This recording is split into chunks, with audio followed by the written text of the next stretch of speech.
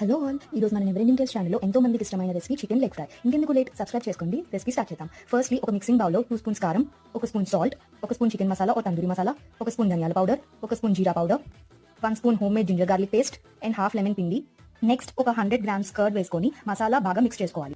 Next salt and lemon తో బాగా wash చేసి పెట్టుకున్న 2 చికెన్ లెగ్ పీసెస్ ని ఈ మసాలా పేస్ట్ లో యాడ్ చేస్తున్నాం. చికెన్ ని బాగా మసాజ్ చేసి మసాలా అంతా పట్టేలా మిక్స్ చేసుకోవాలి. ఫ్రిడ్జ్ లో అయితే 1 అవర్ or బయట అయితే 3 to 4 మనం మ్యారినేట్ చేసి పెట్టుకున్న చికెన్ లెగ్స్ ని పాన్ లో వేసి లో ఫ్లేమ్ లో కుక్ చేసుకోవాలి.